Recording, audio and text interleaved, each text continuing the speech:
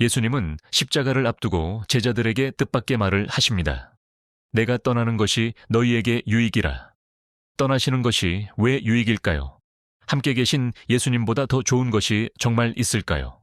오늘 우리는 예수님의 떠남이 아니라 예수님의 가장 가까운 임재를 묵상하려 합니다. 예수님은 제자들과 마지막 밤을 보내십니다.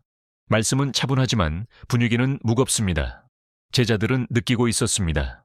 곧 무언가 끝난다는 것을. 그때 예수님은 뜻밖의 약속을 남기십니다. 내가 떠나지 아니하면 보혜사가 너희에게 오시지 아니하리라.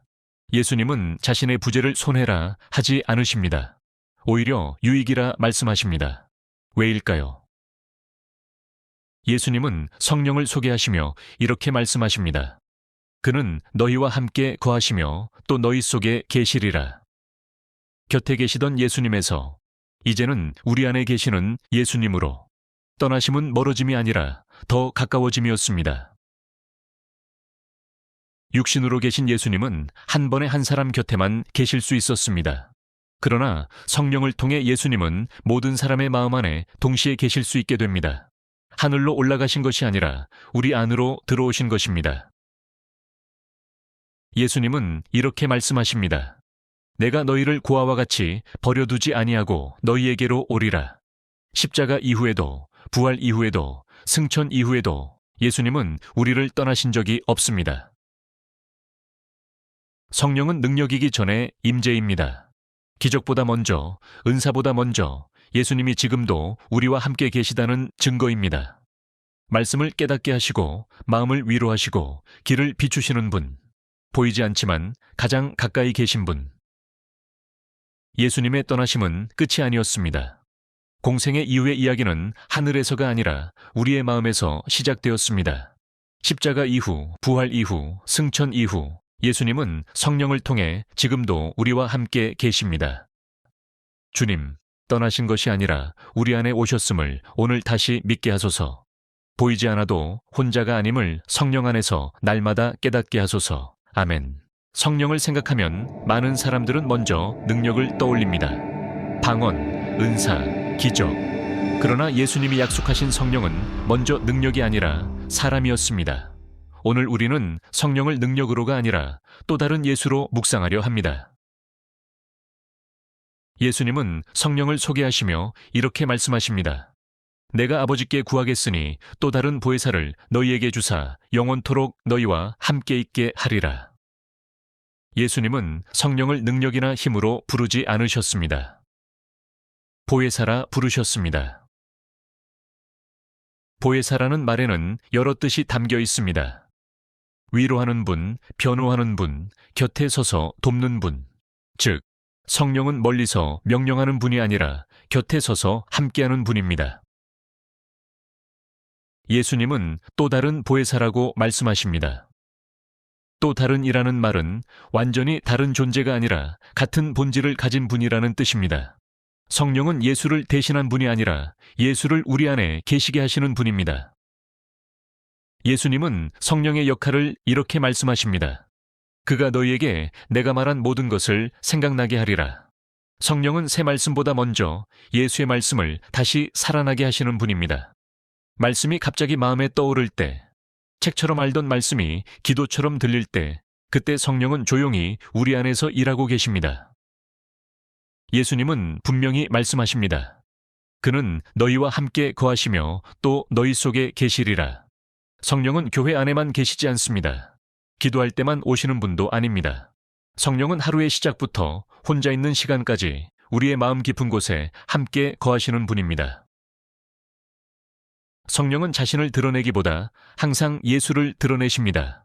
자신을 말하기보다 우리가 예수를 보게 하십니다. 그래서 성령의 역사는 종종 눈에 띄지 않습니다. 그러나 우리가 죄를 미워하게 될 때, 말씀을 사모하게 될 때, 누군가를 용서하게 될 때, 그 조용한 변화 속에 성령은 가장 깊이 일하고 계십니다. 예수님은 하늘에만 계신 분이 아닙니다. 성령을 통해 지금도 우리 안에 계십니다.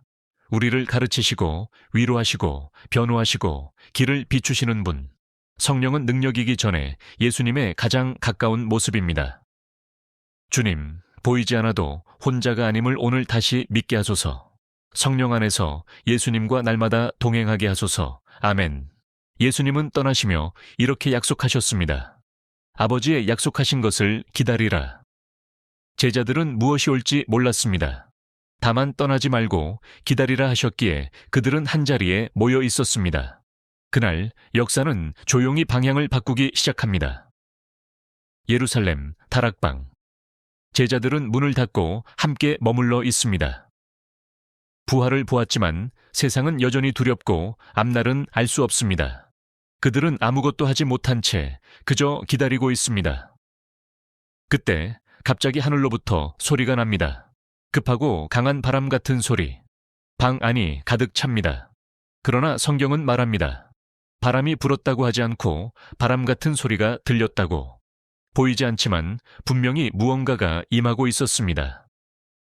불같이 갈라지는 혀들이 각 사람 위에 머물러 있습니다. 불은 태우기보다 비추고 있습니다. 성령의 임재는 파괴가 아니라 사명을 밝히는 빛이었습니다. 그들은 다른 언어로 말하기 시작합니다. 그러나 더 놀라운 것은 언어보다 먼저 일어난 변화입니다. 문을 잠그고 숨어있던 사람들이 이제 밖으로 나오기 시작합니다. 성령의 첫 열매는 능력이 아니라 담대함이었습니다.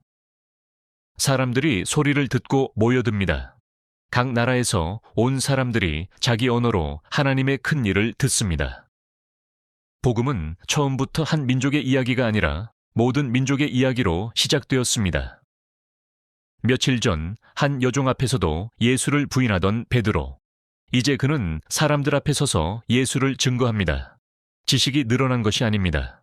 훈련이 끝난 것도 아닙니다. 단 하나, 성령이 그 안에 임하셨기 때문입니다. 그날 3,000명이 마음을 돌이킵니다. 교회는 건물로 시작되지 않았습니다. 조직으로 시작되지도 않았습니다. 성령이 임한 사람들로 시작되었습니다. 두려운 사람들이 증인이 되었습니다. 오순절은 한 번 있었던 사건이 아닙니다. 성령은 지금도 사람의 마음을 바꾸시고 입을 열게 하시고 삶을 증언으로 만드십니다. 우리도 그날 다락방에 있던 사람들처럼 여전히 기다리는 존재들입니다. 그리고 성령은 오늘도 조용히 임하고 계십니다. 주님, 두려움에 닫힌 우리의 마음에 오늘도 임하여 주소서. 말이 바뀌기 전에 삶이 먼저 바뀌게 하시고 능력보다 증인의 삶을 살게 하소서. 아멘. 교회는 건물로 시작되지 않았습니다. 사람의 계획으로 세워진 것도 아닙니다. 오순절날 성령이 임하시자 사람들이 변했습니다. 두려움은 담대함으로, 침묵은 고백으로 바뀌었습니다. 그날 시작된 것은 단순한 모임이 아니라 성령이 다스리시는 공동체, 교회였습니다. 초대교회는 조직보다 성령을 따랐고 제도보다 기도에 머물렀으며 소유보다 나눔을 선택했습니다. 교회는 완벽한 사람들이 모인 곳이 아니라 성령 안에서 함께 자라가는 사람들의 공동체입니다. 오늘도 성령께서는 사람을 부르시고 서로를 하나로 묶으시며 세상 속으로 보내십니다. 오늘은 이런 묵상 질문을 던져봅니다. 나는 교회를 다니는 곳으로 여기고 있습니까? 아니면 성령이 함께 일하시는 공동체로 믿고 있습니까? 성령의 은사는 나를 드러내기 위해 주어진 것일까요? 아니면 누군가를 살리기 위해 주어진 것일까요? 우리는 종종 성령의 은사를 특별한 능력이나 눈에 보이는 표적으로 생각합니다. 그러나 성경은 은사를 전혀 다른 자리로 이끕니다. 성령의 은사는 사람의 열심이나 자격으로 얻는 것이 아닙니다. 성경은 분명히 말합니다. 성령께서 각 사람에게 원하시는 대로 나누어 주신다고. 그래서 은사는 내가 고른 능력이 아니라 하나님께서 맡기신 선물입니다. 그리고 맡겨진 선물에는 항상 사용의 방향이 함께 주어집니다. 사도 바울은 이렇게 말합니다. 각 사람에게 성령을 나타내심은 유익하게 하려 하심이라. 성경은 여러 은사를 말하지만 그 모든 은사의 방향은 하나입니다. 공동체를 세우고 사랑을 흘려보내는 것. 은사는 나를 증명하기 위한 능력이 아니라 다른 일을 살리기 위한 통로입니다. 그래서 은사는 비교의 기준이 아니라 섬김의 방식입니다. 아무리 큰 은사가 있어도 사랑이 없다면 그것은 울림 없는 소리에 불과하다고 성경은 말합니다. 성령의 은사는 사랑 안에서 사용할 때 비로소 생명이 됩니다. 사람을 눌러 이기는 힘이 아니라 사람을 일으켜 세우는 힘. 그것이 성령의 은사입니다. 나는 성령의 은사를 무엇을 위해 구하고 있습니까? 더 인정받기 위해서입니까? 아니면 누군가를 살리기 위해서입니까? 성령께서는 오늘도 은사를 통해 사람을 높이기보다 사랑을 흘려보내기를 원하십니다. 우리는 종종 묻습니다. 이 길이 맞을까요? 이 선택이 하나님의 뜻일까요? 성령의 인도하심은 번쩍이는 표지판처럼 나타나기보다 조용한 방향으로 다가옵니다. 성령께서는 크게 외치기보다 마음을 기울이게 하십니다. 갑작스러운 확신보다는 계속해서 마음에 남는 방향, 계속해서 떠나지 않는 말씀으로 우리를 이끄십니다. 그래서 성령의 인도는 한 번의 사건이 아니라 지속되는 흐름입니다. 성령의 인도하심은 언제나 말씀 안에 머뭅니다. 감정이 앞서고 욕심이 강해질수록 우리는 인도라고 착각하기 쉽습니다. 그러나 성령께서는 말씀과 어긋나는 길로 우리를 이끌지 않으십니다. 말씀을 가까이 할수록 인도하심은 더 분명해집니다. 성령의 인도에는 설명이 부족해도 이상한 평강이 남습니다. 상황은 여전히 불확실해도 마음 깊은 곳에는 흔들리지 않는 고요가 있습니다. 그 평강이 성령의 사인입니다. 나는 지금 성령의 인도를 구하고 있습니까? 아니면 내 선택을 정당화하려 하고 있습니까? 성령께서는 오늘도 앞서 달려가시기보다 함께 걸으시며 우리의 방향을 조용히 바로잡으십니다. 성령과 함께 산다는 것은 무엇을 더 느끼는 삶일까요? 아니면 무엇을 덜 서두르는 삶일까요? 우리는 종종 성령을 특별한 순간에만 찾지만 성령께서는 평범한 하루 안에 머무십니다. 성령과 함께 산다는 것은 늘 강한 감정을 유지하는 것이 아닙니다. 숨 쉬듯 말씀을 떠올리듯 하루의 방향을 조용히 맡기는 삶입니다. 성령은 삶의 가장 바쁜 순간보다 가장 평범한 순간에 깊이 함께 하십니다. 성령의 열매는 눈에 띄는 능력이 아니라 삶의 결을 바꾸는 변화입니다. 조금 더 오래 참게 되고, 조금 더 쉽게 용서하게 되며, 조금 덜 나를 증명하려 하게 됩니다.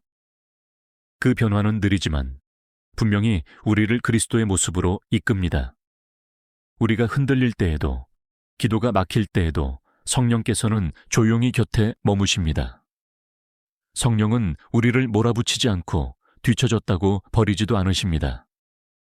함께 계시며 다시 걸을 수 있도록 기다리십니다.